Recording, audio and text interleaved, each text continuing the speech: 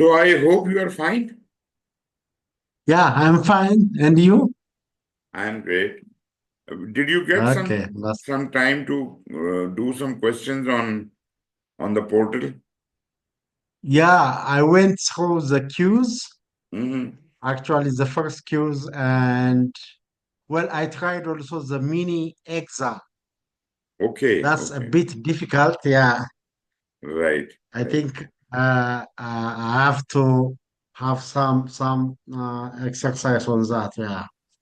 Okay.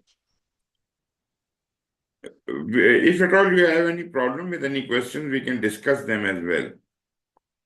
Okay. Okay. But right now, let's complete But the. yeah, for the time being, I don't have any. Yeah. Okay.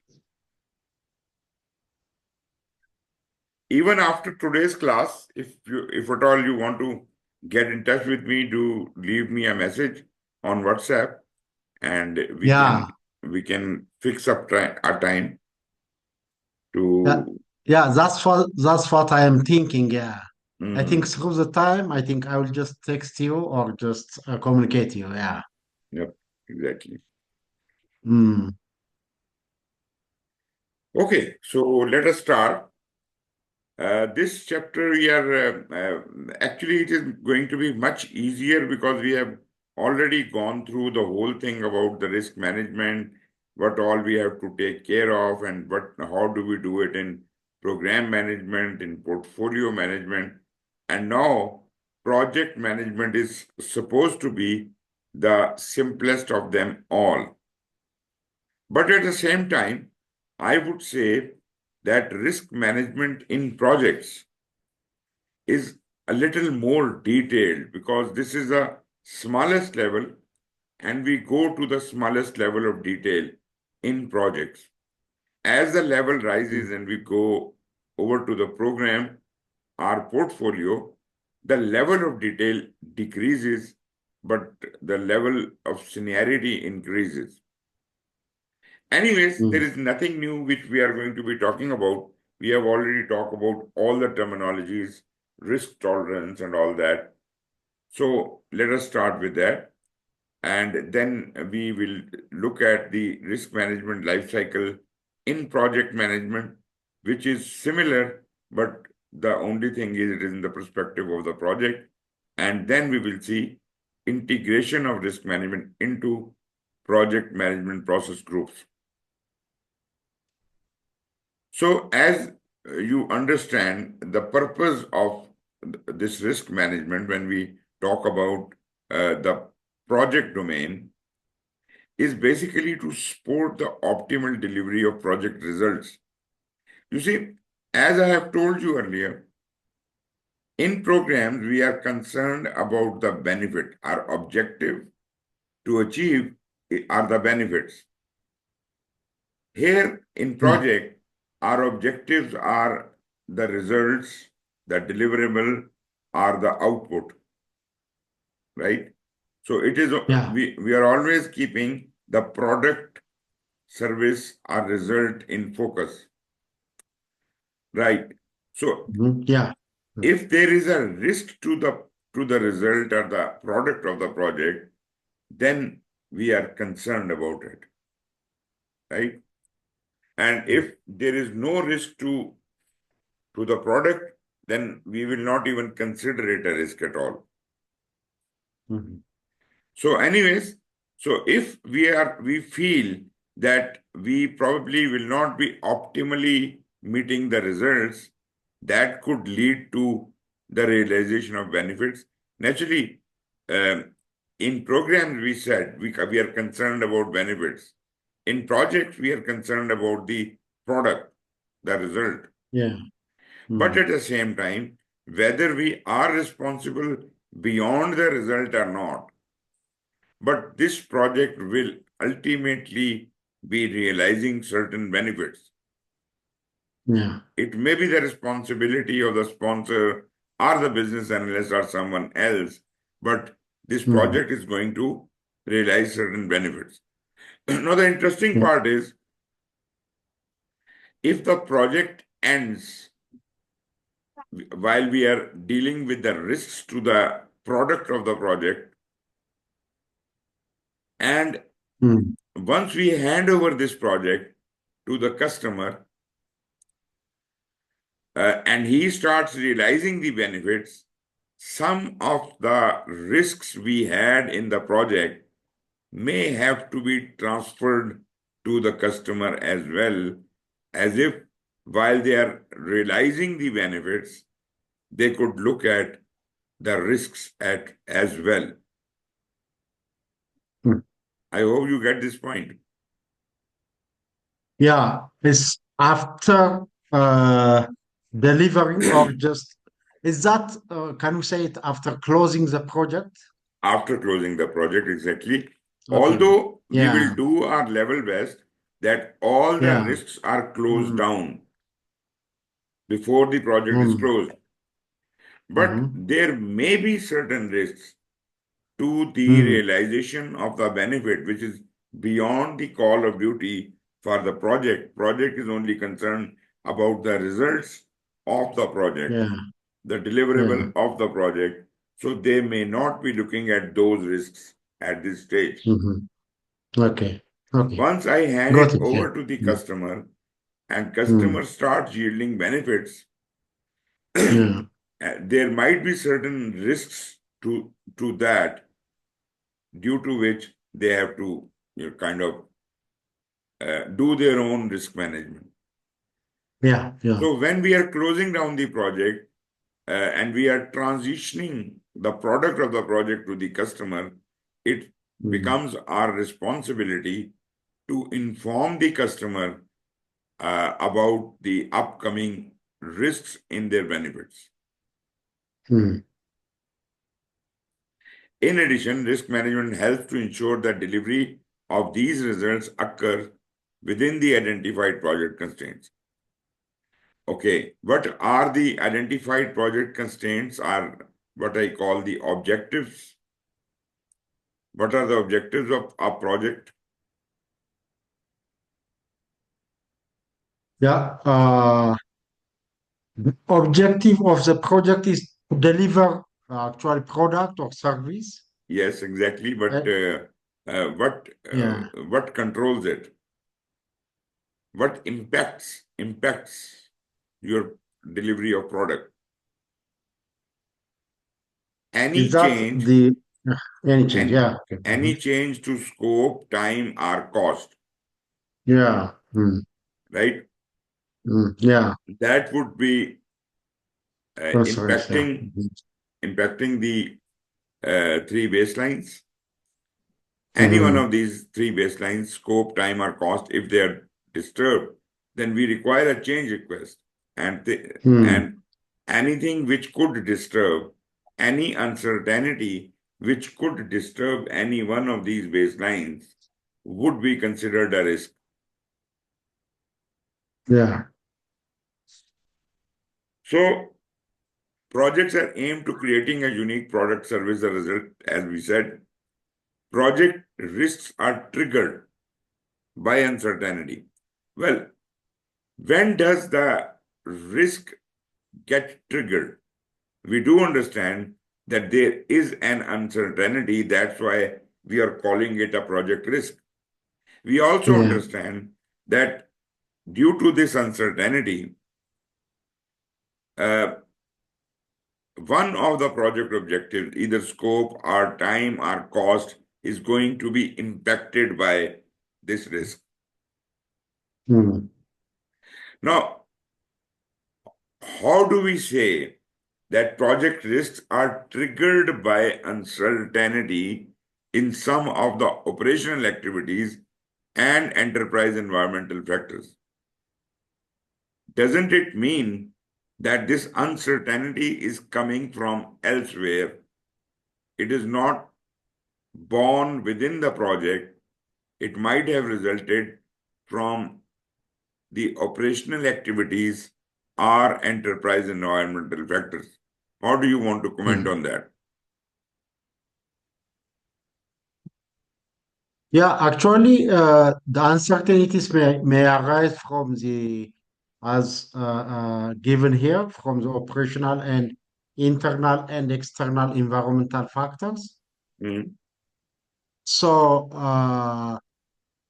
if there is actually any deviation from the requirement sets, I mean, in terms of time, scope, or maybe a cost, right? then we have to check against the risk plan, the project risk Okay, management plan. so far there is no delay. There is Yeah, only a uncertainty that there is a risk which is likely to occur, and if it yeah, occurs, it will impact the scope or time or cost of the project. And because the scope, time, or cost are impacted by that uncertainty, which has yet not happened, yeah. so we will definitely be looking at that risk very closely. Because as the risk gets closer to happening, there must be a mechanism which should trigger us that now is the high time that we should take some action. Yeah. So there is a moment of trigger. So what Okay. triggers an action on the project risk?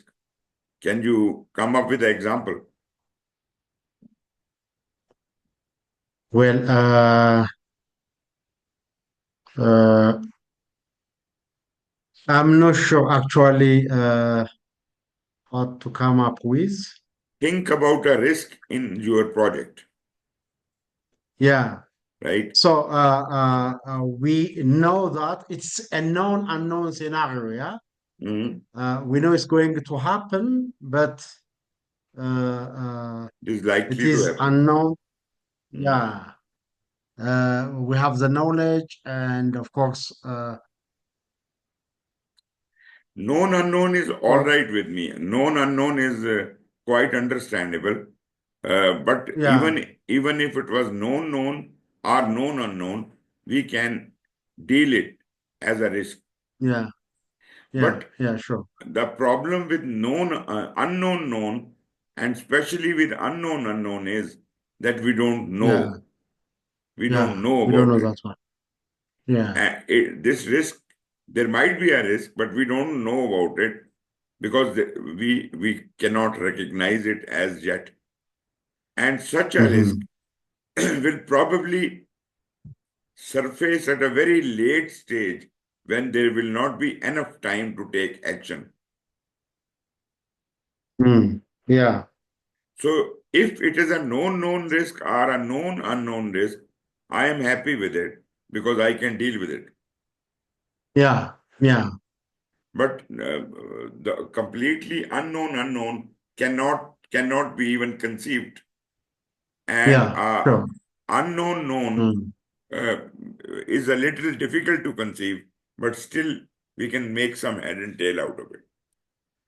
So the Mm. trigger Mm. point of any risk would be when risk gets close enough to the project that Yeah. we expect it to occur any time now. Mm. So we will take certain actions at this last moment. So my question would be, would you always take action at the very last moment? Or can you take action on a risk much before it has Yeah. triggered? Well, by nature, the action must be proactive. I Mhm. mean, before it has happen, instead of just being reactive. So So we I plan think we it. have, Plan it yeah, we already. plan that. We Yeah. plan it. Mm. But Yeah. don't you think that in certain circumstances, this risk action can be taken much earlier rather than waiting for a trigger? Okay. Is it, does it make sense? Actually, it makes sense, but I don't know how to just articulate it. Well, Okay. uh, uh, yeah, we have to take action before it happens. That's obvious. We have to have just some uh, planning. Mm, So if we have it in the planning, I mean, so then we have to go for the action plan, and we have to act actually before it occurs and have some mm. damage. I don't think Uh, risk in planning are so big a problem for us. yeah, The yeah, big problem is the risks in yeah, execution. yeah, Planning, execution, yeah. because we are Mm, still planning, so we can yeah. adjust it. Although I'm not saying that there are no risks in planning, there can be risks in planning, but we are not much Mhm. worried about them because we are still planning and we can adjust Yeah. things in our plans. But Mm. problem is when we are in execution, Executive, yeah. at that moment, something which has a likelihood of occurring, it does occur, Mm. right? But Yeah. we don't want to take action after it occurs. Why?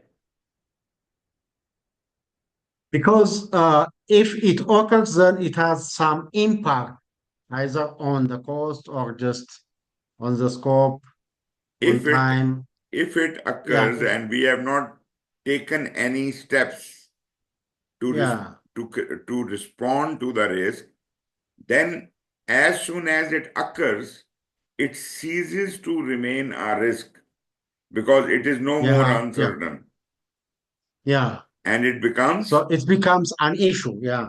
wonderful, wonderful. That was the Yeah. point Yeah. I wanted you Okay. to say. Okay. Okay.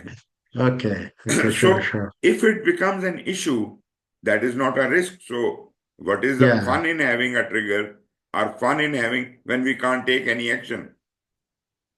Yeah. So Yeah. one thing you must understand that trigger must be evoked before the risk has occurred. Yeah. In some cases, we could have taken certain actions immediately after the risks were identified, but in naturally, whatever action we take, that means we spend money on that risk, which has yet not occurred. Yeah. Mm, mm, So mm. we want to be intelligent. We want to be more intelligent, and we don't want to take action on the risk response plan before we are closer towards the eventuality of the risk. Mm. But we don't want to wait till the last moment. So we will fix a trigger that, okay, if Yeah. there is a likelihood of rain which could harm my work of the project. So I would Mm, say as soon as the weather starts becoming humid, right, and the humidity mm, reaches, say, 80% level, that is the moment I should start acting on my risk response plan because the mm, trigger which I had fixed that has been invoked. It is cloudy and mm. humidity is more than 80%, Mm. right? So Yeah. I will not wait for the risk to occur now. I will immediately start taking actions. This brings me Mm. back to my original question.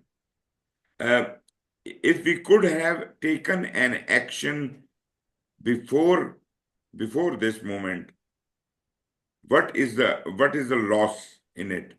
Why are we not taking actions right in the planning or much earlier when the risk was identified?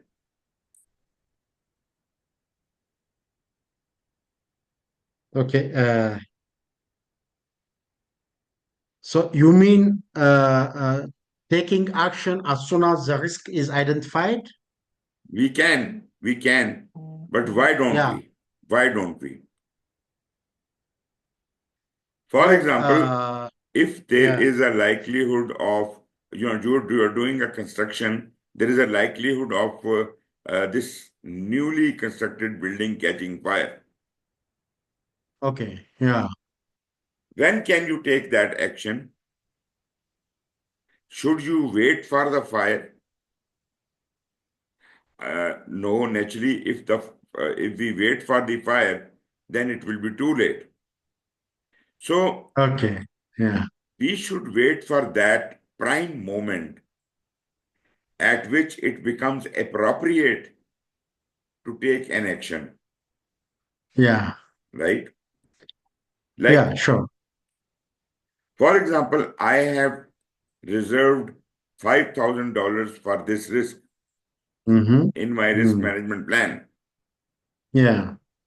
But if I spend those $5,000 right in the beginning of the project and the risk does not occur, that is the important Mm. point, and the risk Yeah. does not occur, then why Yeah. did I spend my $5,000? Where did they Sure. go? Mm. Right? So we have Yeah. to be sure that risk is just around the corner, and now is the time that we can take action. Mm. Whatever action you are taking, I do understand there is some duration associated with that. Those Yeah. actions will take certain time. So Mm-hmm. this time should be small enough as if we could take all actions before before the risk occurs. Mm. You got my point? Yeah. Yeah. And I am not spending money on the risk before that moment is because I don't want to touch that money Yeah. until I am really sure that risk is just around the corner. Yeah. Maybe this risk does not happen. So we will keep waiting and it will not happen. So we will save Mm. our $5,000. Yeah. But when it is almost around the corner, so we start planning. We start, it is highly likelihood that in in in these days it is too hot and places are catching fire, Mm. just like it happened in California and all that. Yeah. Without any instigation, the weather is so hot that it is causing fire. But then it Mm-hmm. will be too late. Yeah. We should have taken action when it was getting hotter. Maybe we could have fixed a specific temperature that as soon as the Mm. temperature rise beyond that level, we should take action. Yeah. Now you understand the concept of triggering and responding to the risk. Yeah. I think that's very tricky, but as you've said, uh, when we have to evoke, when there is a trigger, then it must be evoked actually before the risk occur, and it become actually an issue. So that's actually the Oh, major point which, yeah, I yeah, have. And since we have, we um, don't want it to become an issue. We want yeah, we to, don't want to become an issue, but exactly, if it's become an issue, then actually it costs us, it's no more a risk, you know. Yeah, it we no have more to a risk, manage it. then we'll do the Yeah, issue management. yeah. And the Okay. other point that you mentioned is we Hmm. should not just act as soon as a risk is identified, because if once we lose the budget that we allocate for that. Then Hmm? we have to wait actually the precise time when the risk is just around, okay, and Right. close. Yeah, Okay, I think those are the points. let me give you another example and then try to think over it. Okay. The construction of building you have to do, right? Okay. That is your Yeah. project. But Yeah. right when you were planning the things, you did not Mm. start the construction as yet. You Yeah. identified a risk that when this construction will be complete or incomplete, or for that matter, when the electric connection will be connected, after that, Hmm. there might be a risk that the building will catch fire. And if Okay. that occurs, I have to take an action. Got Yeah. it? Yeah. Still, construction has not started. Not to start. Okay. When is the most appropriate time to install fire extinguishers? That could be my response. What is the most Yeah. appropriate time to install Mm. fire extinguishers? Yeah. I think the construction, the building has to be started first, and Not only and started, but it should be yeah, pretty much it should be completed. Yeah, all should be almost completed. well, not Hmm? finished, not really finished, but at least Yeah. the structure should have been there. Yeah. Yeah. Yeah.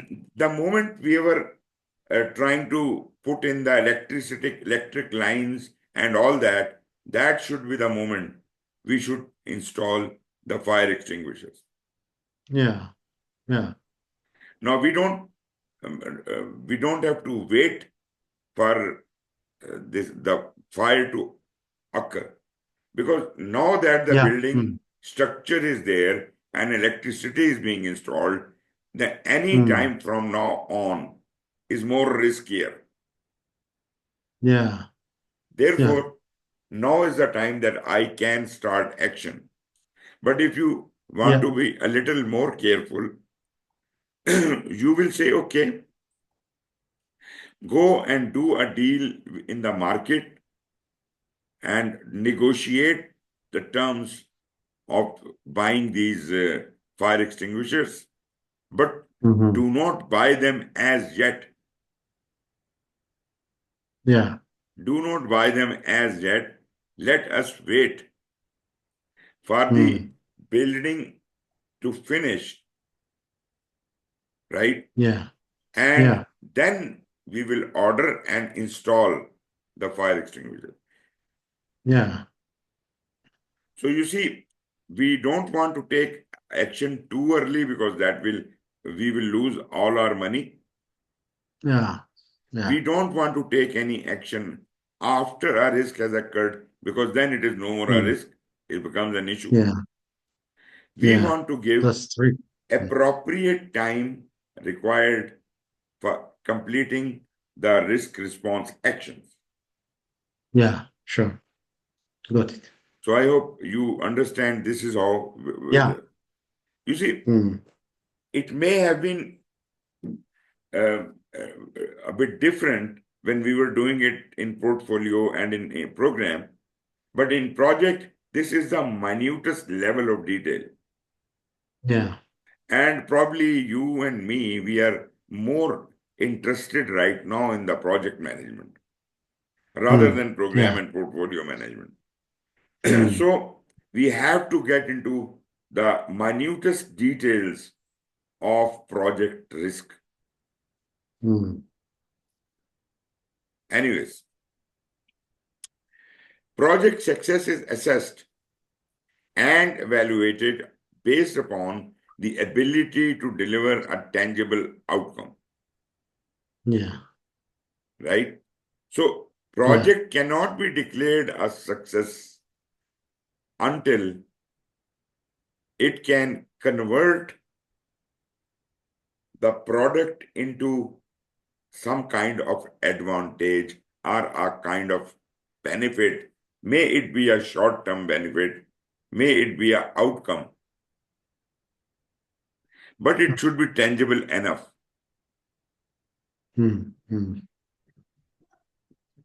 So success has to be translated not only to the product, but ultimately to the outcome. Because project manager may be held responsible for short-term benefits, which are called outcomes. Yeah. But after you hand over the product to the customer, then it is not your responsibility as a project manager. But if you, as a good person, you may tell the customer what kinds of risk did we face, what actions did we take to resist them, and from the project side, what do we think that when this product is handed over to the customer, what kind of risk the customer can have. You see, I did this project in my office premises. So I was worried about this office premises will catch fire, right? And I did certain actions. What if the customer site where the product has recently been delivered and maybe installed, what if their building catches fire? That is the risk to the customer. No, to the benefit. Yeah. The long-term benefit will be impacted by that risk, right?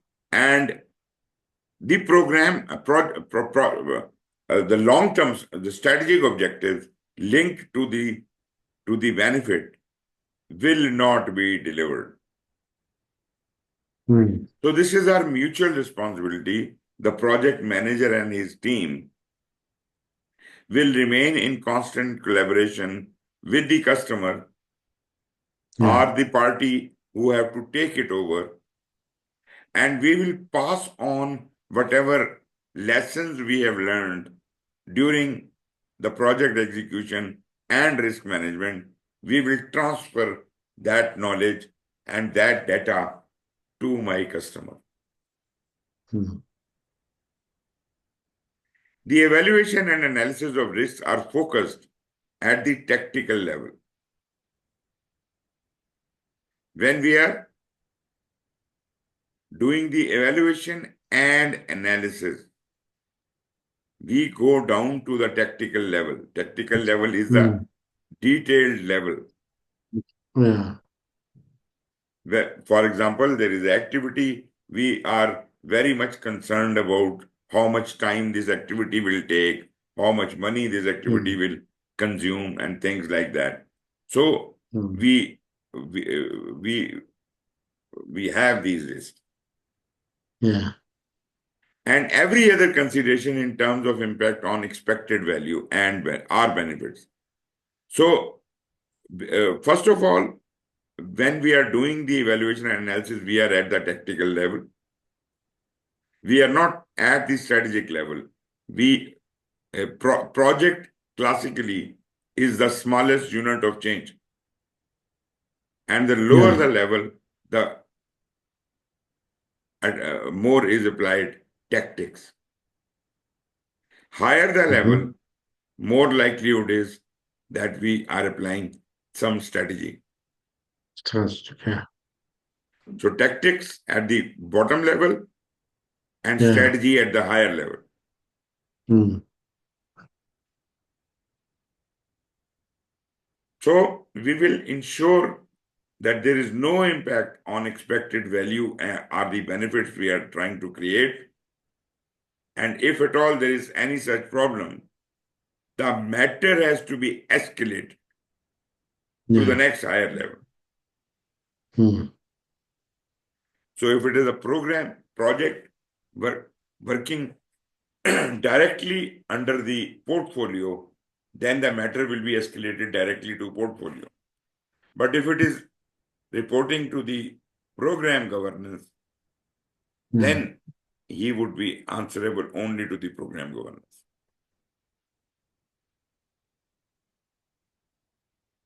Project teams need to have visibility into the strategic objectives that led to its authorization. Now, although as project team members, we will be involved in the tactical details of the project. Tactical details of the project. Then why does it say that we must gain visibility into the strategic objectives? What will this visibility give us? Yeah, I think the visibility will give us to understand the strategic objectives. So if a risk occurs, we have to relate to how it affects those objectives, how it is impacting actually the strategic objectives. And so we have to link always the risk with how it is affecting actually the overall strategic objective. And so then they will have work towards to that. They have to know the project team has to be aware that they have to know what they are doing is linked to the strategic objective, and any risk that's actually associated is also how it is actually affecting that one. Whether it is a risk or just opportunity anyway, then they have to link towards that one. Right. So, because project team would be working from top down, they are breaking down the whole problem. So they will first think strategically, first understand that what are the strategic objectives of this project, which strategic objective is this project ultimately going to benefit. So identify that and then start planning the risks. And while you are doing that, then you dig deeper and deeper into the tactical levels. Right? Yeah. But before you can go deeper into the tactics, you must have a clear orientation how the things are strategically aligned. So this could be the reason why we are talking about visibility into the strategic objectives.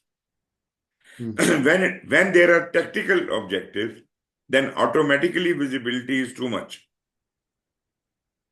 Sure. We exactly know what we need to do. So this allows for effective, proactive project management and reporting of key opportunities and threats that could potentially impact the objective. So I hope this is clear. Yeah, true. Talking about the life cycle of risk management, classically speaking, the life cycle which we had studied so far in program, in portfolios, that is the life cycle. What is the life cycle? We may have slightly different names, but generally speaking, we have to prepare a risk management plan first. Then we have to identify all possible risks. And this exercise of risk identification could have been started even before the project was born. Because at that time, business analyst was orchestrating the game. Project manager was yet not born. So business analyst might have identified certain broad, high-level risks in the project which could impact its objectives. So at the strategic level, we do that. But once we go deeper, there are other considerations. Whose responsibility is it to take an action, right? If your boss or your team lead is supposed to give the order to break down the building, then, you can't really go in details in the beginning. You go in detail a little later.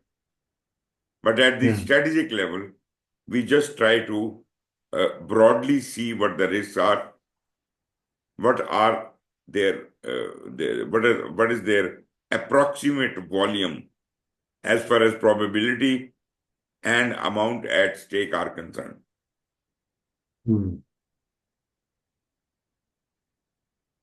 Okay. Now, within the life cycle, apart from the creation of the risk management plan, which was otherwise a planning activity, it is part of the project management plan. The risk management plan is part of the project management plan, which we have already created. We have planned things, but when we follow the instructions given in the risk management plan, we will start going through those steps. And the first being, we identify all the risks. But I would very strongly suggest you should not take on those risks in the beginning. You have to plan them. You have to identify them. You have to understand them. Then you have to do the qualitative risk analysis as if you can broadly sieve out bigger risks from the smaller risks. And then you apply it to your project. And ultimately, you monitor it. And at the end of the day, you give a report to the person who did that. So you write the annual confidential report of that person. Operational inputs come from the activities of the project staff. How is that possible? Operational inputs come from the activities of the project itself.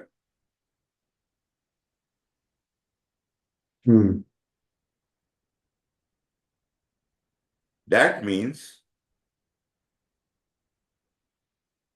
operational inputs are coming from the project, and therefore we have to consider them. And while we consider them, we may be in a very good position to identify the risk. So the very first step, even before qualification or quantification of risk is carried out, first thing first, we must not only collect the requirements, but we must look at the viability of those requirements. So that is as far as the risk identification is concerned. What do we need to identify the risks? Just follow the path. Where do you stand in the project right now? Who are these people who are working with you? This is your team. And you are declared as a team lead. So you can do anything. You are only responsible to your sponsor. If you do something wrong, your sponsor will put it right at, he would say that pack it. We don't want to deliver it like that. Especially when our quality manager, quality controller is very well versed with the art of quality management, then he can come and contribute his thoughts. And that will have a far-reaching impact because there are no extra people, other stakeholders who are not concerned about this project and its decision. That doesn't matter. So project manager will have to first plan the whole thing, then dig down into the work breakdown structure, and it is the discretion of the project manager that to understand any of the activities, he may break them apart and see the behavior and things like that. What else? We have to have a scope statement. We have to have a life cycle. Project life cycle should be clearly defined. Because in most of the cases, you will be held responsible to take care of this animal. Got it? Yeah. So we have the scope statement, we have the life cycle, and we also have a very important thing, work breakdown structure. Why we are mentioning it is because if anything goes wrong, people will run to the core of the problem. They will soon come and say, who put this room on fire? Who had a lighter? Right? So work breakdown structure, you go from the life cycle into the work breakdown structure and then look at all the estimates, look at the dependencies, and accordingly sequence the work. After this has been done,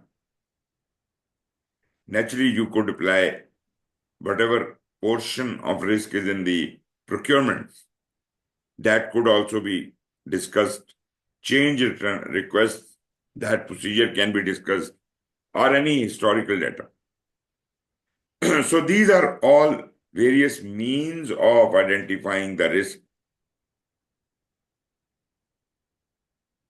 Got it? Yeah. Now, among these inputs are project scope statement. That is one very basic and very important documentation. Project scope statement. There are a number of risks related to the specification and agreed methods of delivering for product, service, or other results. Yeah. Now you understand the point, because we are talking about specifications. Yeah, specification, scope. If there are no specifications, there will be no scope. If there is no Yeah. scope, there will be no execution. Yeah. And so on and so forth. Sure. So this is just a broad statement of the reason why there could be risk in something outside of the project. Yeah. Then we have another document. This was what? Life cycle and scope statement. Yeah.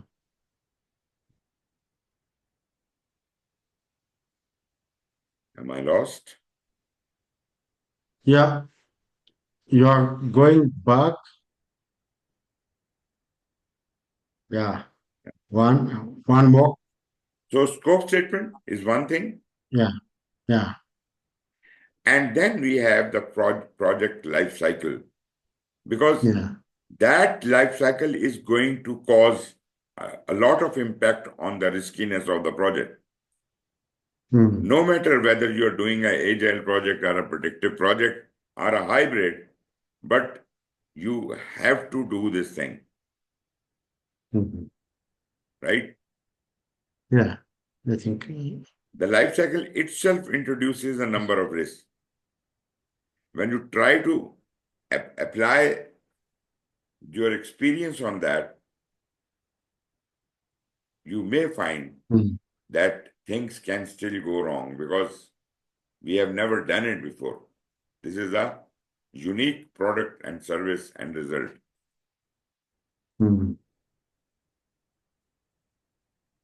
What is a WBS? What do you say? Yeah, the work breakdown structure, as indicated here, is actually activity list of activities that the project has to undertake, and I think it's from this that we have the critical path. So then we'll identify the critical path, those most important activities that will affect actually the project. So anyway, this is actually a list of activities in the project execution, from planning We actually to we have yet execution. not talked about the planning of the project. Yeah. We are just still in the scope,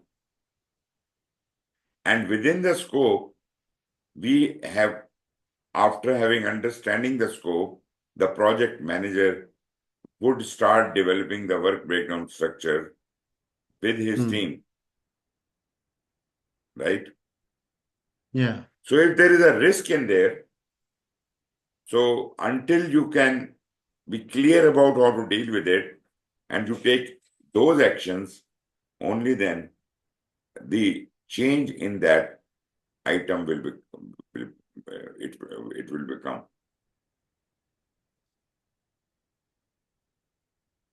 Got it? Yeah. Yeah. Then we have got estimates. Estimates you are making, no matter whether they are estimates of the time, our cost, our effort, our resources, this could be injurious to the whole team. You see, you can't execute these people because they made a wrong estimate. Can you Mm-hmm. execute them? Mm. Right? So treat them as human beings and try to understand what has happened, what wrong has happened,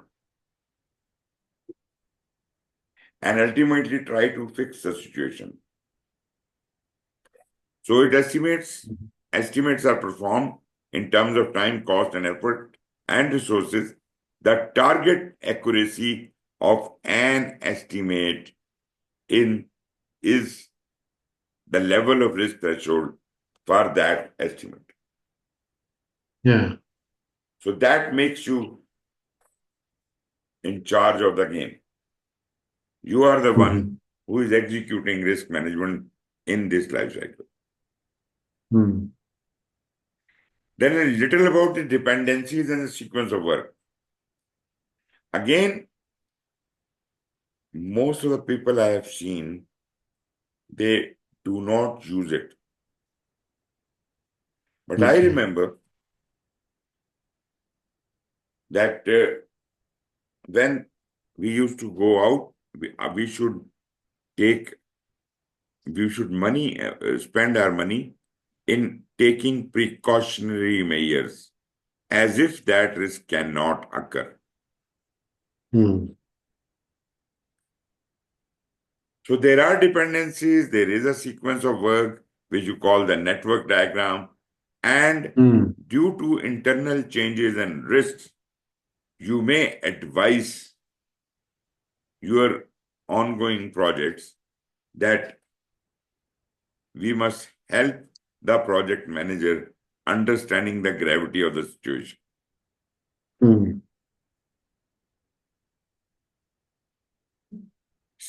Special attention, it's critical path. Well, you said critical path. Yes, you can use it, but critical path is not the only thing. Rather, I would not like to describe it as a critical path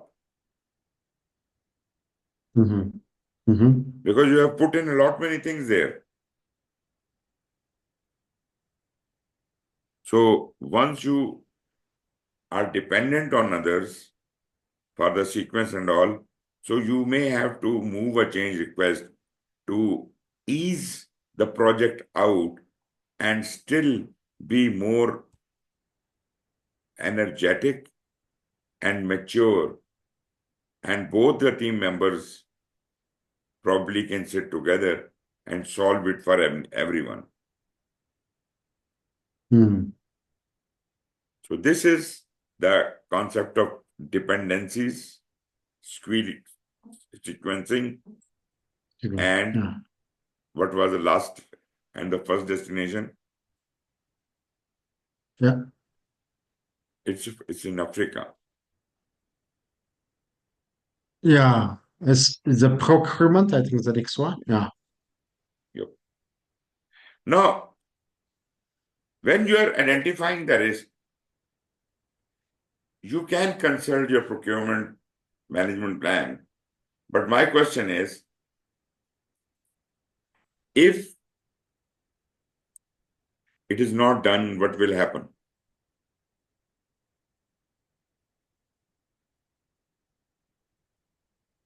Are all these subcontractors and customer and all, are they privy to the project scope or not?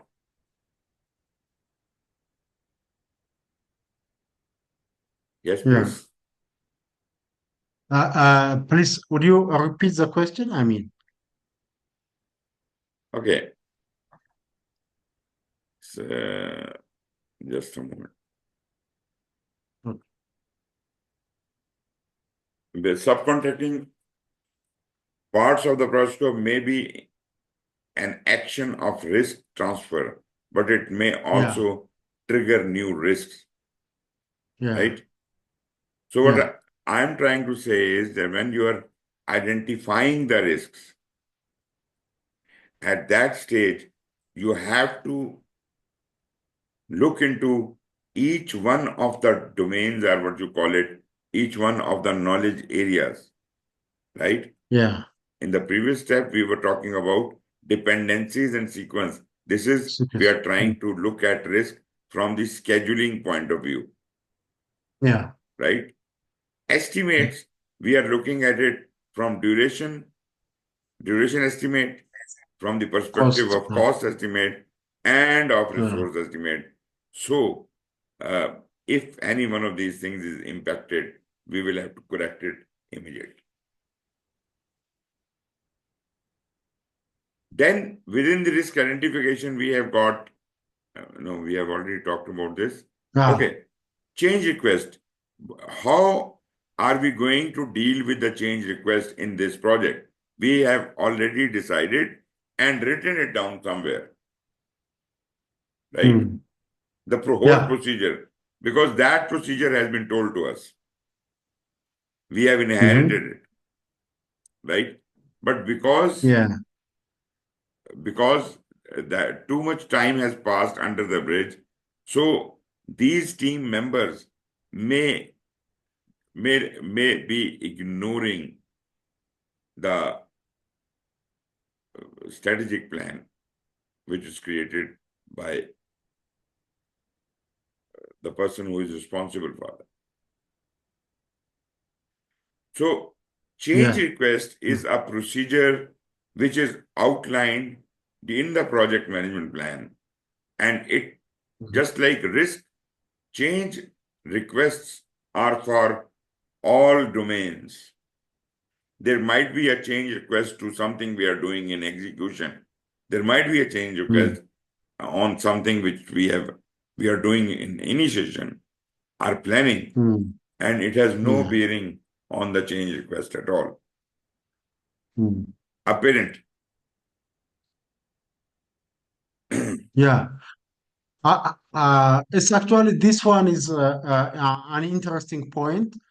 When we have this changes, when we implement changes, actually it will eliminate certain risk. It says Mhm. that's actually the objective, but also it may trigger new ones. So that because of the change request is that we may have induce some new risk. Exactly. When we try to Yeah. develop some responses, those Yeah. responses could result into further Yeah. problems. Yeah. Mm. That's interesting. Okay. Then we have got historical data, the lessons learned the lessons we have learned so far from our previous experiences, previous projects, or whatever. So the team, when comes on board, they come armed with these historical data, and based on that, it will give us a lot of help to identify many risks. Reason being that uh, we probably I told you earlier, we think logically initially Yeah. when we are thinking in a Mm. sequence. But when we are Mm. exhausted with the logical flow of thought, then we fall silent Mhm. because we don't have any more logic to address the problem. Mhm. Here is when you have to become creative and start thinking out of the box. Mm. Risk management is a live example of that. Mhm. Look Mm. at all the documentation or plans you are having access to, maybe from the previous project. But Mm. based on your analysis, you will be formulating the mechanism. How deeply are you going to cut that identification of the risk, Mm. right? So Yeah. when we are planning the risk, identifying the risk, that probably could be the time simultaneously we could be addressing that risk. Mhm. Mhm. Mhm. Yeah. Contextual risks result from the consideration of enterprise environmental factors. Contextual meaning there are like framework risks. They have been inherited to us. This includes Mhm. our way of working and things. So uh, when we are identifying the risk, we could look at the context of the whole thing Mm. because that is the most sane thing we can do. But the thing is, when we are exhausted with the same ideas, then we have to have stupid ideas. Where the logical brain finishes its job, that is the moment when we go creative in finding more solutions out of this.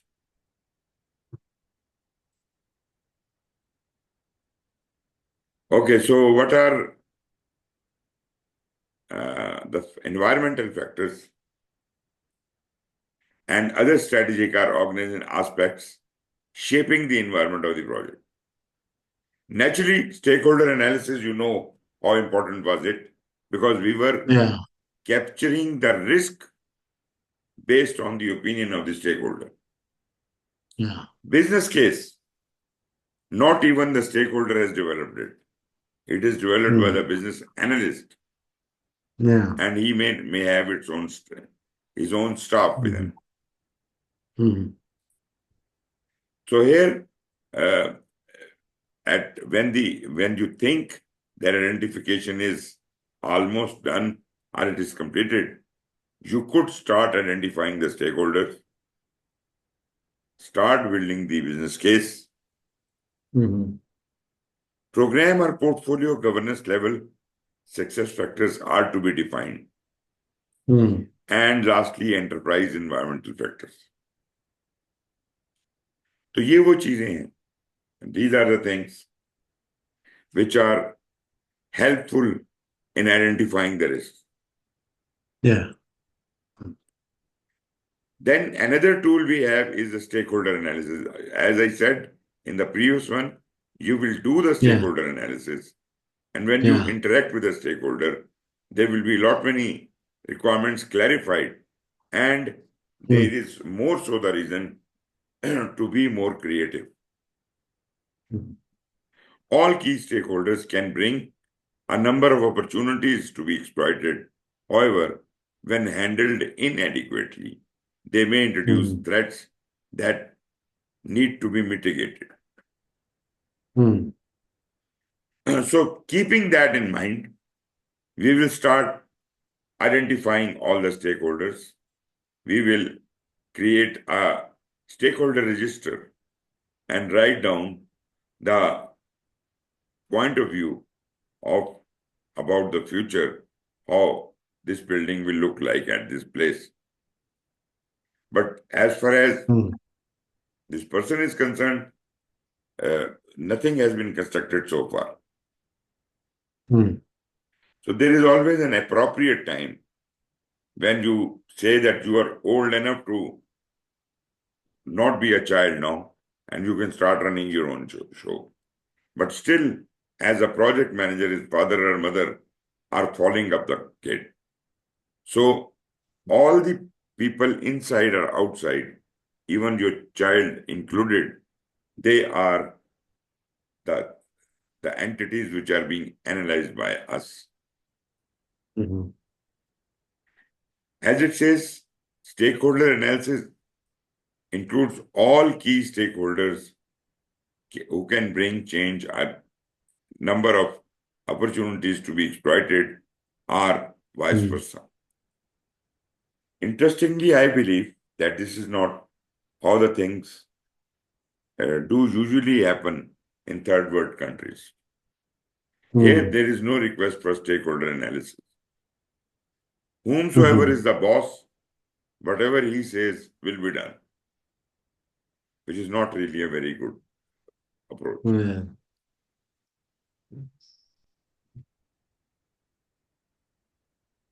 Business case also gets created in the meanwhile, in mm, the very first process of formulation. Remember that. yeah, yeah, That is where the business case is developed. mm, So often implies a factor of profitability in it. Naturally, business case talks about yeah, the feasibility. mhm, Are positive returns on investment. Well, yeah, this is important, but we can still ignore it because we might not know at this stage mhm, what is the name of that mm, storekeeper or person standing on counter. The ability to achieve and sustain benefit after project completion is part of risk identification. So mm, whenever you think that this is the risk, so is your responsibility to live inside of the risk as if you can take better decisions. mm, So this provides you an ability to archive, achieve, sustain benefits, and other project communication documents. Part of the projects after project completion is part of yeah, the risk identification.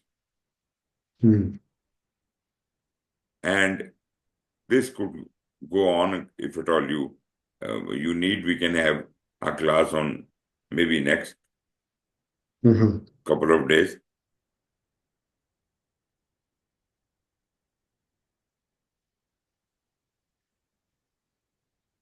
Business case, we have already seen the definition. yeah, Program and portfolio, we have discussed both of them discuss in both detail. of them. Mm, Now, although we have used this terminology somehow, but they were so advanced nation that they kind of sacrifice the animals and things, and they used to bring it to the people without any consideration about the enterprise environmental factor. Remember, if you mhm, kill a project, you are not serving your team. If the team goes home, mm, you also may go home. Yeah. Evaluation of risks at the project level is performed by taking into account the degree of wheels about conduct, impact on the project objectives, and probability of the occurrence.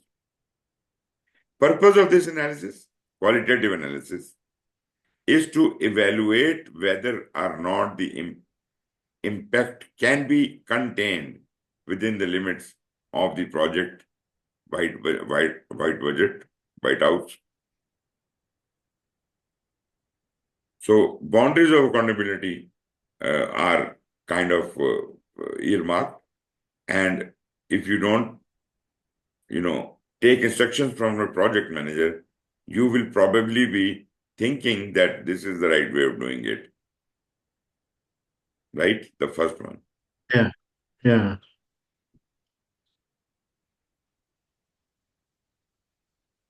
Then we have got analysis. As I said, analysis can be divided into two parts, qualitative and quantitative. Yeah. But I will continue the discussion, but for the time being, I think we should have a 10-minute break. Okay. Let's do that. Okay. Okay. Thank you.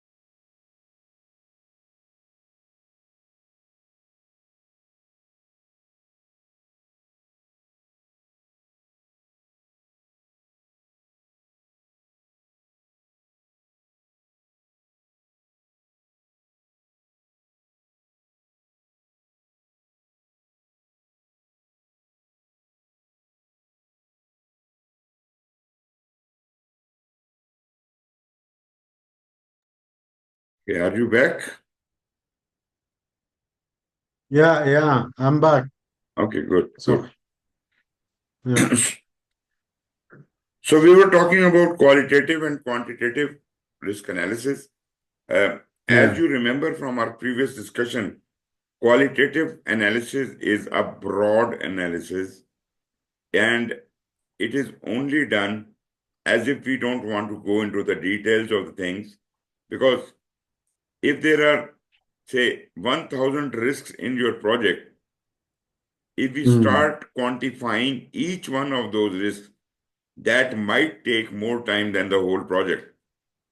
mm, So rather than getting into the details of everything, we broadly classify the risks in certain categories and do a qualitative analysis, which is fair enough to segregate big risks from the small risks.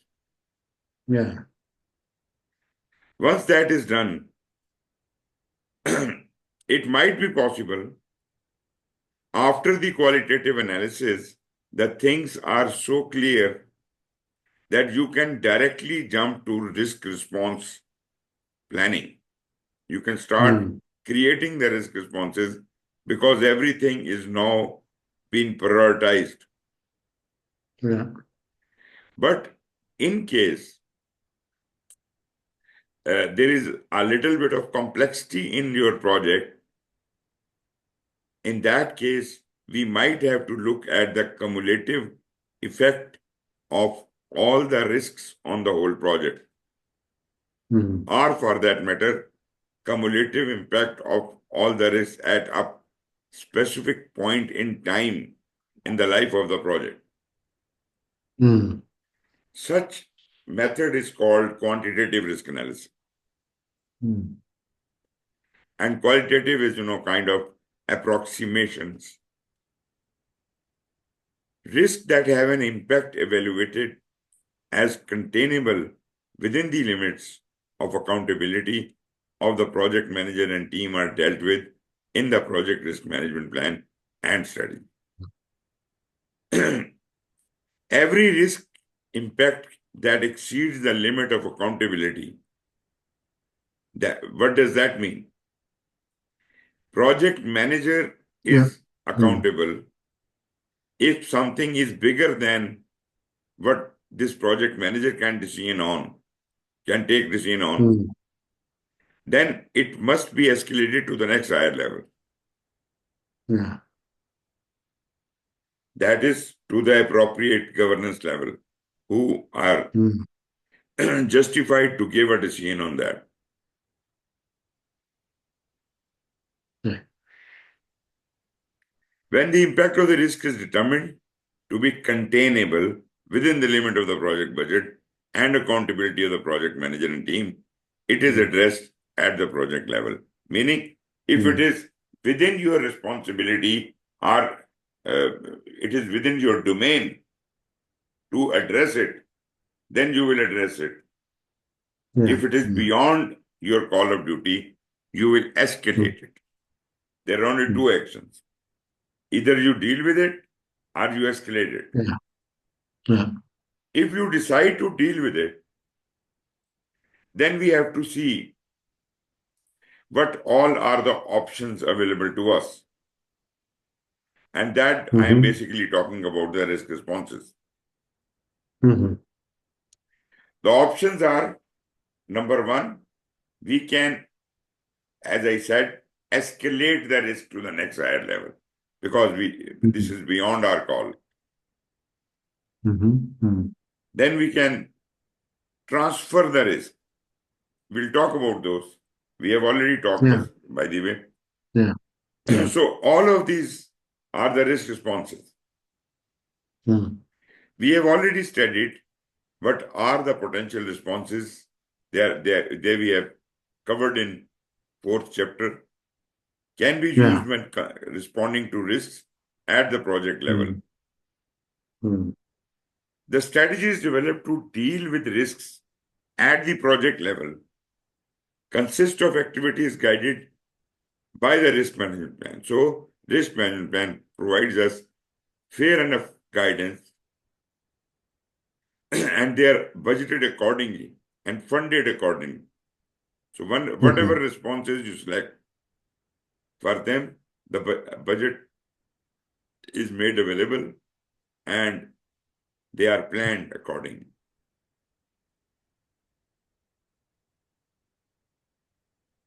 As far as the risk response strategies are concerned, remember always that risks are of two types, positive and negative. Yeah. Escalation has very recently been added in both sides as our risk response strategy. Otherwise, we used to have only 4 strategies for the risk, for the threats, and 4 strategies for the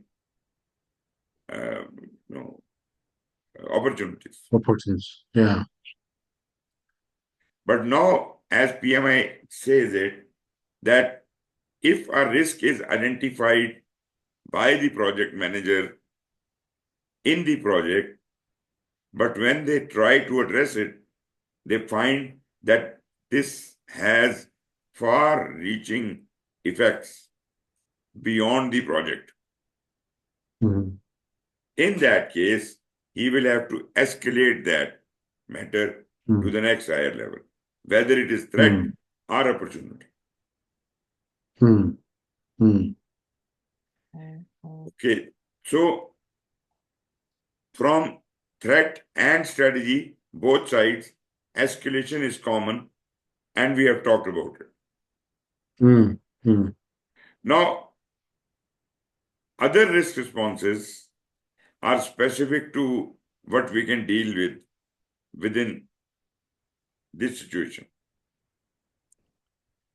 So, as I told you earlier, the very first response could be that you could, transfer it to someone else. As if someone else takes the load of it, someone else carries the risk, and you are not. You are safe because you are paying certain extra amount or premium to the contractor to take this risk for you.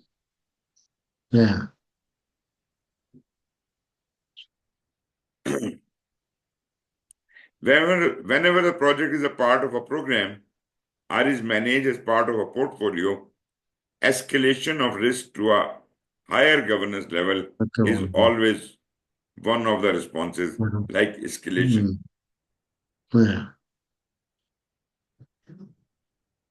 Escalation we have already talked about.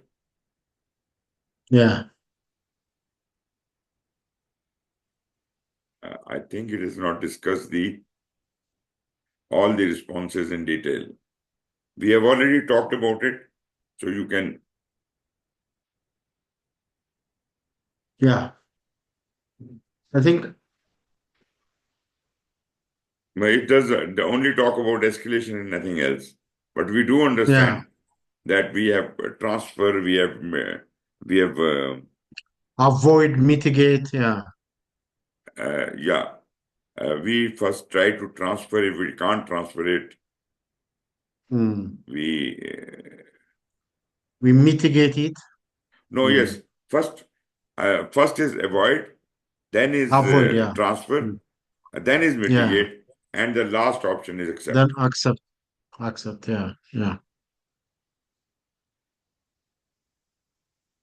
Then we move on, whatever the strategies we created, we have already covered that.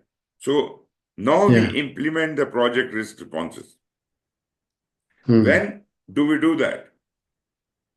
When do we implement the project risk responses? We created them, we planned them in the planning. When are we going to implement those responses? Is that during the execution? During the execution, exactly. When we are doing it, when we are implementing the project, that is when those risks are triggered. They are to make some harm. So that is the point when we equalize them, we respond to them within a project is performed according to the risk management plan, uses the corresponding budget.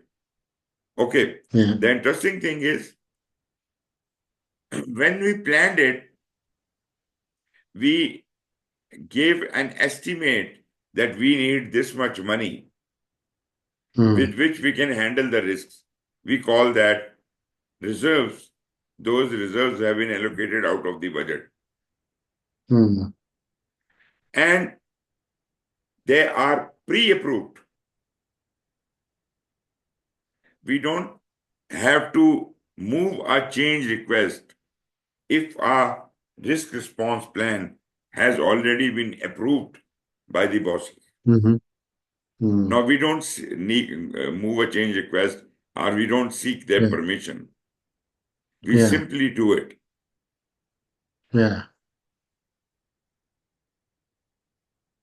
Together, these activities become part of the regular project scope and are subject to the application of project execution processes. So implementation is execution. An implementation of risk response plan is not initiated through a formal project change management procedure. No change request. Change request and change management procedure, they are not for risks. They are for the changes. Our risk response is part of the project management plan and does not require a formal change control process because it has already been approved as part of the risk management plan. Now you understand, when you complete the risk management plan, you have everything planned in it.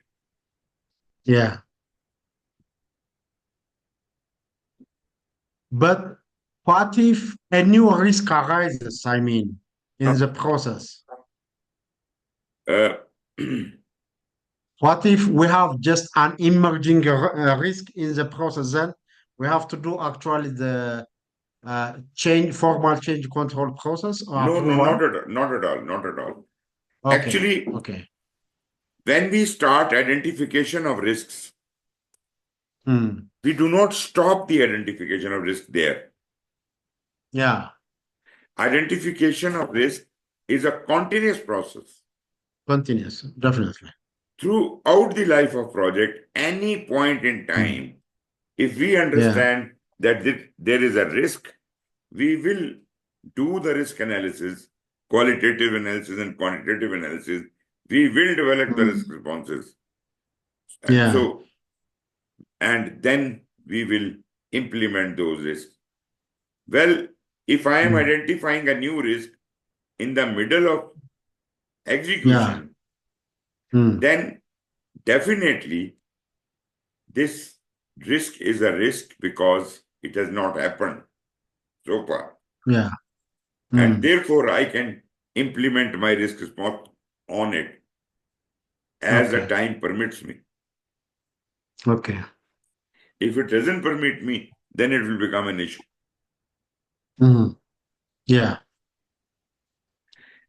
So this was implementing. And once we have implemented it, what is the responsibility of monitor project risk? Where it is happening and who is doing it? The monitoring is actually in the phase of execution. No, beyond the after. It is not in after execution. It is part of monitoring and control. Monitoring and control. Actually, that's the phase. Although I agree with you that execution and monitoring and control might be happening simultaneously. But that is a separate process. Monitoring project risk means I am keeping an eye on all the identified risks. Right? So that is the purpose. So what do we do? we check the status of the risk. We verify whether any known Mm. risk has not occurred. What do we do with Mm. it? If a risk did not occur, Yeah. then what should we do about it?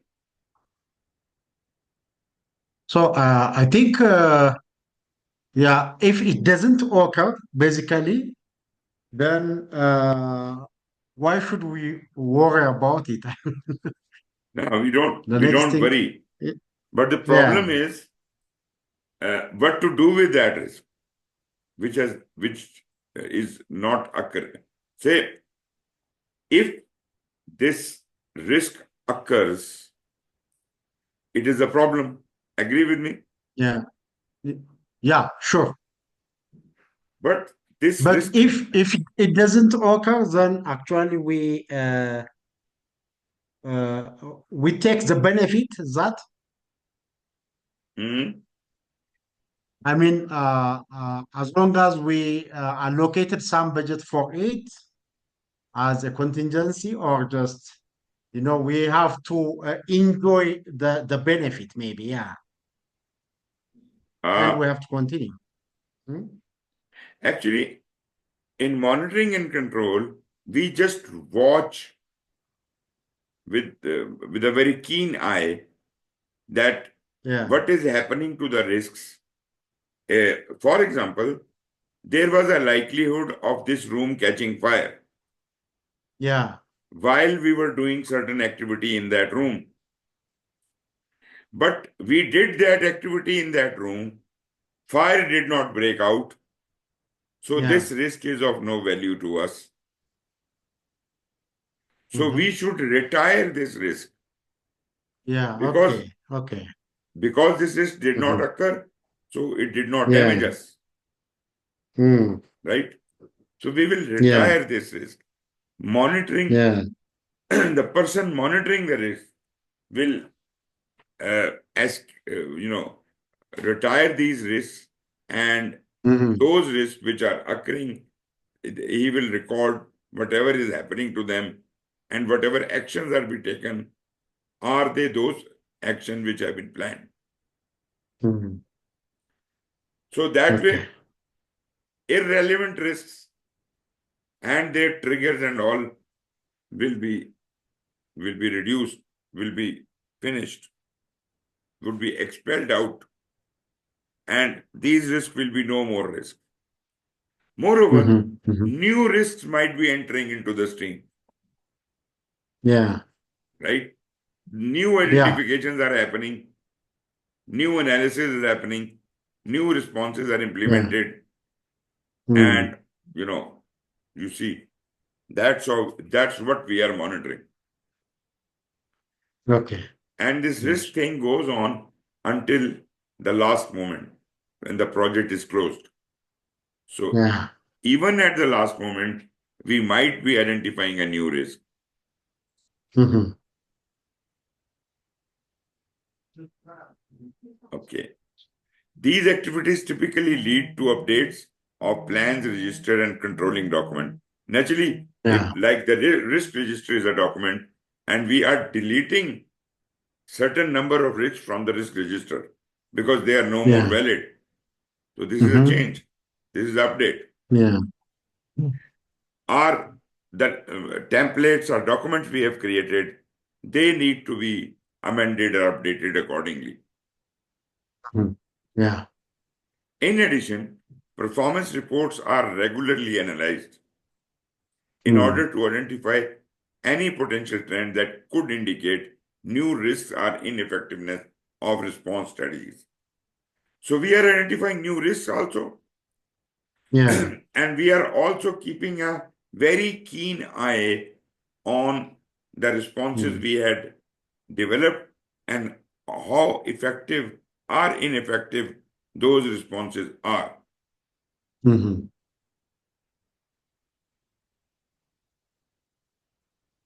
Risk responses implemented to anticipate and prevent the occurrence of threat or exploit and enhance the opportunity. That's what Mm. is the purpose we are doing. They are Yeah. conducted according to their quantitative parameters of time, cost, scope, and specification. Mm.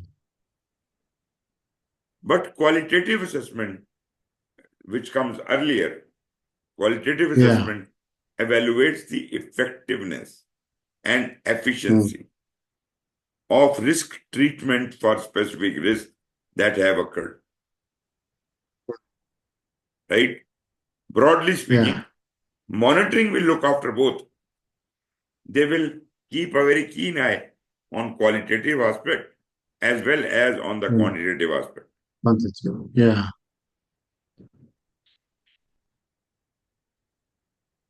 Take that. Integration of risk management into project management process groups. Mm. Now, do you remember what are the process groups? Can you name them? Okay. I think this is from the PM book, Yes, the initiation and initiation, planning, execution, monitoring and and control. monitoring and closing. Exactly. So we Yeah. do Yeah. understand, and we just talked about it also. Yeah. Yeah. Yeah. Sure. And we must also understand the various knowledge areas because risk Mm-hmm. management by itself is a knowledge area. But Yeah. this Yeah. has relationship with every other knowledge area because risk could exist in any area. Yeah. Sure. It could Mm-hmm. be a schedule risk, it could be a procurement risk, it could be a scope Yeah. risk, or whatever. Yeah. Yeah. There are a number of general risk management practices that can be applied across the project lifecycle. Yeah. We are going to be talking about a section which summarizes these practices in a general way as they relate to the Mm. process groups and knowledge areas. So we can look Mm. at table 7.1. I don't know if I have that table somewhere, but this is in the Okay. book. Yeah. Yeah. Just look here. I think I will look into the book. Yeah, There is a matrix of these knowledge areas, yeah, and the exactly. process groups. Yeah. So this is the explanation of that. Initiating Yeah. process groups. What do we do in initiation process group? What do we do from the risk perspective? Yeah. Since this is just at the initiation phase, Hmm?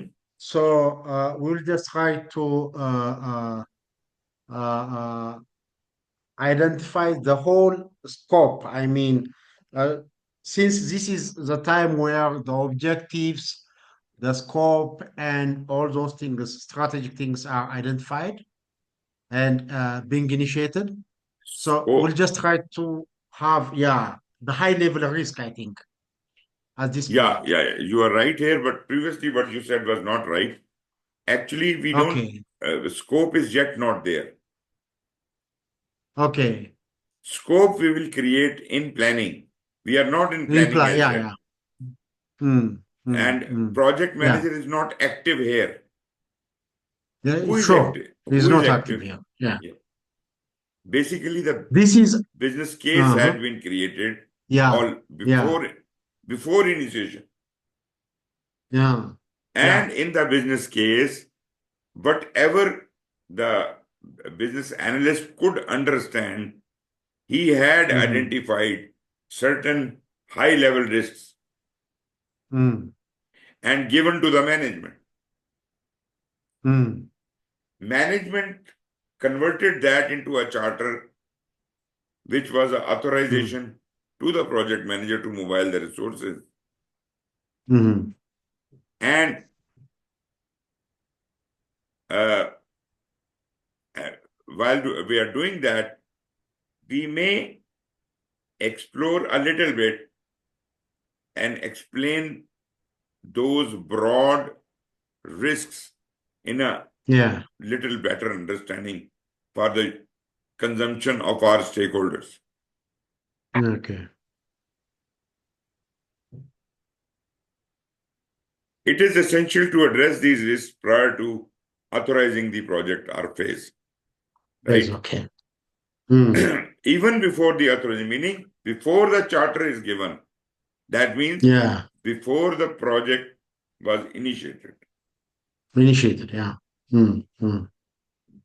During project initiation, the selection of the appropriate project lifecycle is one of the first decisions supported by risk management.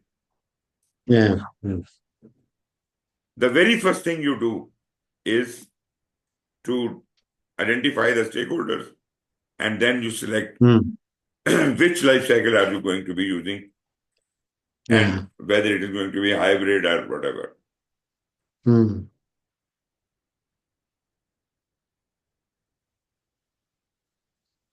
You have to compare all the different methods and see which is the best life cycle for your specific scenario, which has an impact on all areas of project management by helping to enhance and exploit opportunities and reducing a number of threats.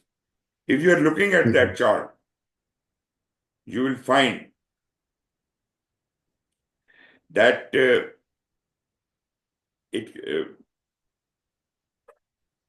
in initiation, the only thing we can do is to create a very high level risk. That's all.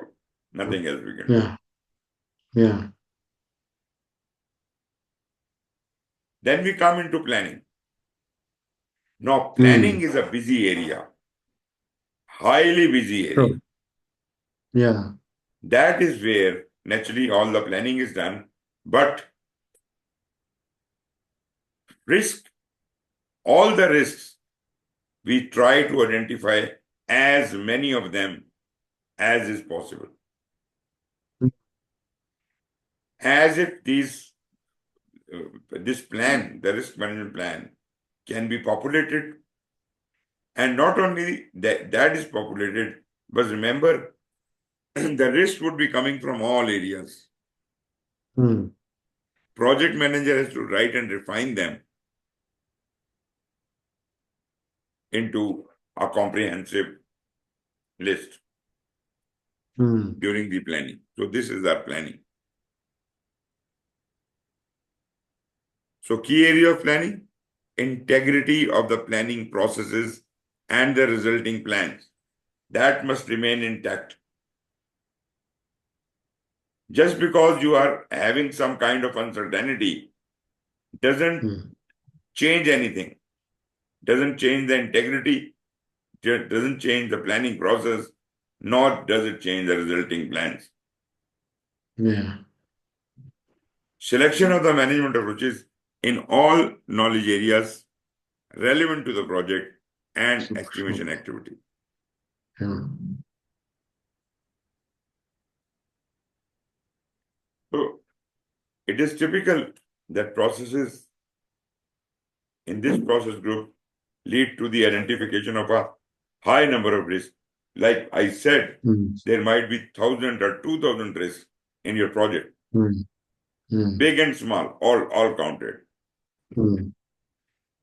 Because these processes include analytical work necessary for planning, analysis, whether it is qualitative or quantitative, it is analysis.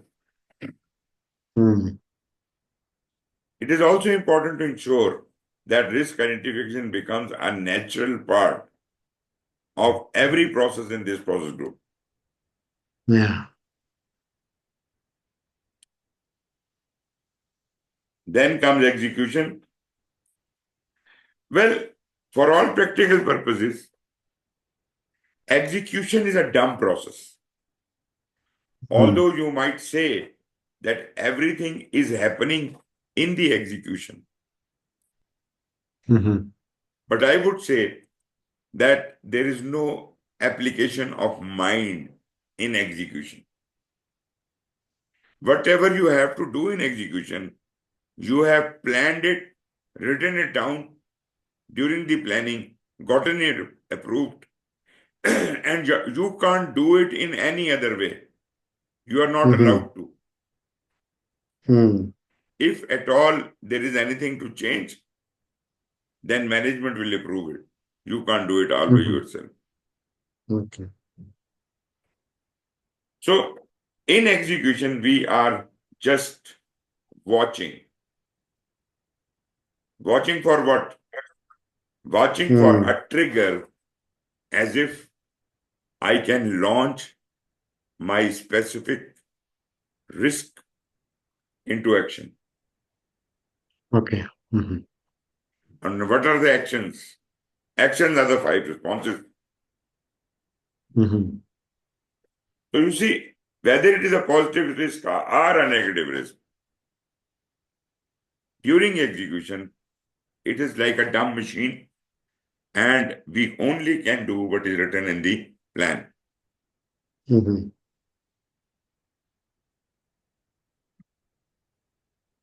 Risk management practices are most effective when supported by a culture that embraces proactive behavior, open communication, organizational learning, and continuous improvement. Mhm. Very Okay. nice dialogue, but people don't really embrace it. And they Mhm. should. They should. Mhm. This means that integration with team building and management, quality management, execution of stakeholder engagement strategies, and communication processes are essential for project management. Okay. Mhm. So this is just the point for management. And is that to say the application of the mind is at the planning stage? Definitely, because you are planning everything, Yeah. Everything. Yeah. and Then you manage it. Yeah. when we were executing it, when we were Mm. executing it, at that point there was no application of mind. But in Yeah. monitoring and Sure. control, we have a lot of application of mind. Yeah. Change Sure. Okay. plans. We change Yeah. plans. Yeah. So monitoring and control is, I suppose, a little more important Hmm. because if you understand how it works, Mm. uh, you have to monitor and control all of the risks, right? Mm. So you keep a track of all the risks Mm. and review them throughout, regulate the progress and performance of the project, identify areas of improvement where the things could be Mm. changed, and initiate the corresponding changes. Risk management supports efforts to ensure integrity and reliability of reporting. Yeah. On the other hand, all the processes, identification, analysis, this all will be done again and again and again.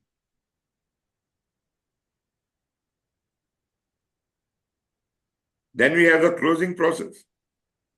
Uh, Yeah. Here, all the risks have been taken care of.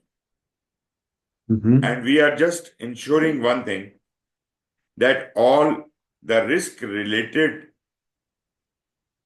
lessons learned have been picked up or not.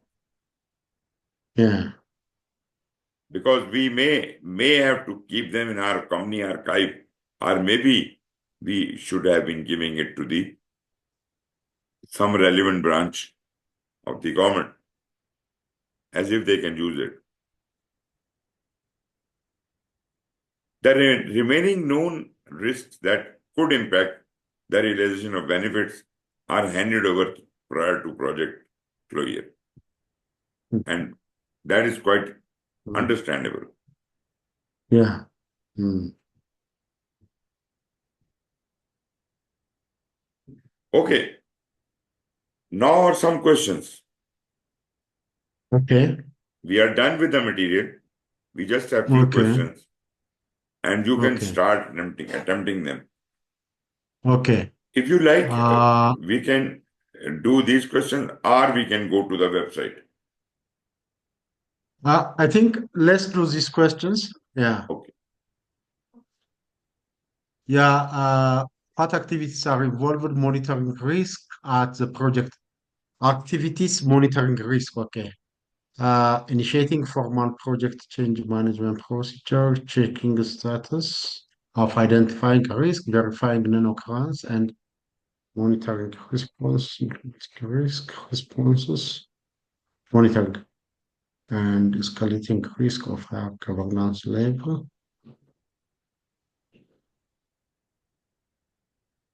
What do you say? Yeah, I think this is B, checking the status of identified risks. That I think what we do in monitoring, verifying non-occurrence, and monitoring response actions. Okay. This is right. Yeah, yeah. Mm. What are risk responses? How are risk responses funded at the project Funded. level? Okay, they are funded by project manager personal budget, not at all. They are funded by organization general budget. No, they are funded by project contingency reserve. This makes sense. Yeah, I think that's C. C Contingency reserve. is correct. Yeah. Third question. When a When a project project, risk. yes, please. Mhm. Yeah, when a project risk impact exceeds the limits of the project budget, okay, and accountability of project manager, what action typically taken? The risk addressed to the project level, no. The risk escalated to the appropriate governance level. That makes sense.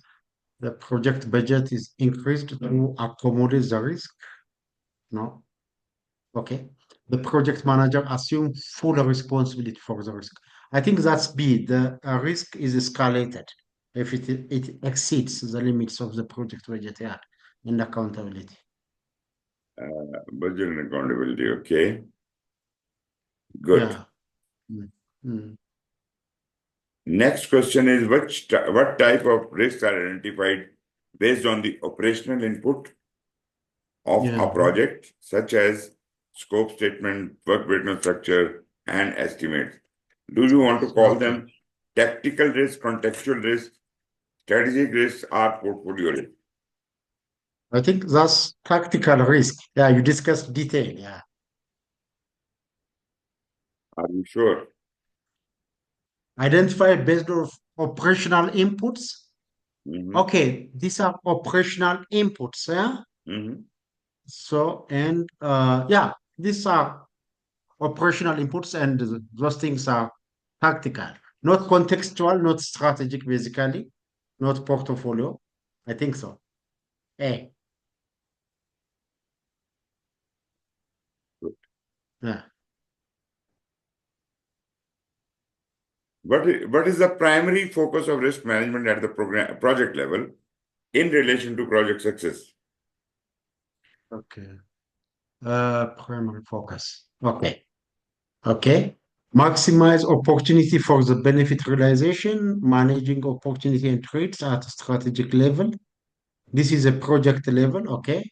Has not. Evaluate the impact of delivering tangible outcome.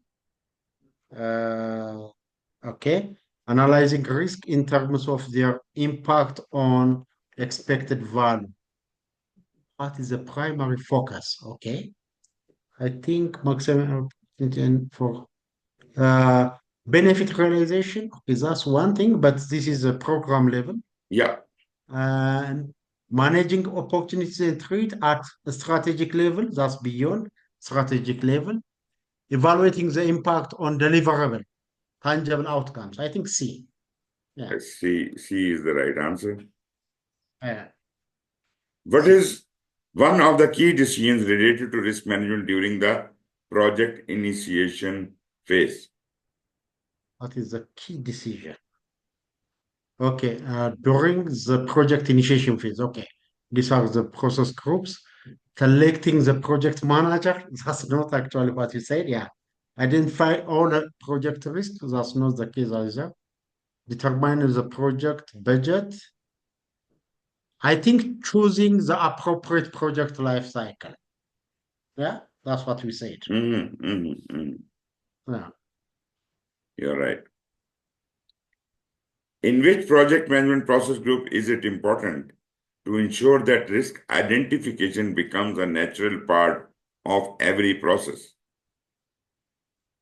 Okay. Okay. Risk identification becomes natural part of every process. Initiating process, planning, execution, closing. I think is that in the planning to ensure that risk identification natural every process. Yeah, planning. Yeah, yeah. Okay. Good. This is a long question. Okay. Yeah. Hear me. It says enterprise risk management, ERM, aims at examining and managing all risk within an organization in a systematic and structured manner. Okay, that's true. Which of the following statement is true regarding ERM? Relation with portfolio, program, and project risk management. Okay, now which one is true? ERM does not align with portfolio, does not, okay, with portfolio program management because they have different goal and objective. Not the case, okay. ARM allows for the normalization and aggregation of risk, providing a risk position for any part of the organization, Mm. helping to understand its proximity to risk appetite and tolerance. Well, I think this makes sense. ERM and portfolio program and project risk might always use separate process due to their varying complexity. Okay, but I don't think so. ERM primarily operates as a bottom-up process, always operates as bottom-up process now, with limited involvement at the highest level of the organization. Okay, A and D are not, they are eliminated. So I Okay. think B makes sense. ARM allows the normalization and aggregation of risks, providing a risk position for any part of the organization. Yeah, and helping. Yeah, yeah, B is the correct answer. yeah, yeah. So we are done with this chapter. Okay. Now is your time to, do extensive exercise of Okay. questions. Okay. And I think you have grasped the whole thing very well. You Yeah. probably can go through it again and again and Yeah. perfect your thing. Mm-hmm. Mm-hmm. I don't think anything else can be done to it. You are doing very well. Okay. Thank you for that. I think I do also appreciate your actual lecturing style and training with your extensive actual experience. Yeah, that's good. I got a lot. I'm just thankful for that. You are most welcome. See, um, Yeah. I may have been due to the time difference and all, it may be sometimes a little difficult. Otherwise, it is my passion, and I can give you more time if at all you ever need any help. So, as if we can get you through the exam ultimately. Yeah. Okay. Since I have your WhatsApp, I will just communicate. What I am planning is just I have to give more time on what we discussed, and I have to also visit the PEM book, both sixth edition and seventh edition, Exactly. and I have to attempt the exams and the quizzes. I have to put some time for that. Just unfortunately, I was busy this week, and but from next week and this today and onward, I will just put more effort on that, and I think I will catch up. I'm sure I will be just in a good position, yeah, just to Sure. take the exam. Yeah. Exactly. So, Okay. what is your advice on the appendix? I mean, there is just the appendix on the document. Mhm. Uh, that's on the Yes, of course. control. Yeah, That appendix is good. You must go through it, but yeah, you will easily understand it. There's nothing out of this world out there. yeah, This is very yeah, simple. yeah. Yeah, last time I went through the program portfolio controls, and Mhm. they are actually somehow detailed and but gives good actually knowledge on the risk management. It's Exactly. yeah. So I Actually, can just go through that one. Yeah, you see, you have listened to the whole thing very carefully. You have grasped the message. So what yeah, you can do is you can revise the things one or two times, sure. but you should Exactly, do exactly. a lot many questions. Yeah, yeah. Try to do as much difficult question as possible. Mm-hmm, They mm-hmm. will Yeah, challenge you because we don't want yeah. you to think okay, questions are very simple. They are not going Mm, to be yeah, simple. Sometimes they are going to be yeah, difficult as well. yeah. Even while checking the Qs and the mini exams, they are totally different, you know. The mini Mhm. exams are tough than the Qs. And so I think I have to go for the mini exams and, I have to search for exams and, yeah, I will just attempt what is provided. And Mhm. I think that will give me just, enhance my knowledge and, Exactly. on I suppose it is management. not That's what I need. RMP exam is Yeah. not that tough, right? Yeah. It is Yeah. easier than the PMP exam. It is easier than the program and portfolio exam. Um, Yeah. this is not really very uphill task. If you Hmm. have understood the concept behind it, Yeah. which Yeah. we covered quite deliberately in this course, Mm. so you won't Mm. have any problem at all. Yeah. Yeah. I'm sure. Yeah. Yeah. I do hope that. Secondly, I believe they won't be asking you a lot many questions about program or portfolio. Most of the Yeah. questions would be centered around project risk management. Project. Yeah. Yeah. But Yeah. in case there is some question which talks about portfolio or about the program, you must switch your mind immediately. Mm. Yeah. Mm. Mm. Mm. So I think it's a matter of effort and focus, and it's manageable, hopefully. Of course it is. Of course it is. Yeah. Yeah. That's what I am going to do. So I thank you very much. Most I was welcome. Most having welcome. good time. Yeah. With you. Yes, of course. Of So, course. in any case, I will just communicate you. I will just write you what's going on. And I'm just planning just to have the exam maybe in the coming June, if possible. Okay. Yeah, with the next period, I will just prepare for the exam. And yeah, that's actually my plan for the time being. Uh, that is wonderful. That is wonderful. Yeah. Uh, so I think nice to have you just for the past 4 weeks. Yeah, it was interesting. Yeah, Yeah, exactly. yeah. So thank you very much. I will post this video online. Please do. Yeah, Yeah. yeah. I am also revisiting actually the videos that you posted, and so so interesting. When you listen it, you can stop it and then listen what you are saying, and then extracting the points. That's also yeah, very interesting and helpful. Exactly. Exactly. That is nice. Yeah. So thank So you and thank you very much. yeah, Take care. Bye thank bye. you very much, sir. Yeah, thank you very much. Yeah. Okay. Nice to have you. Yeah.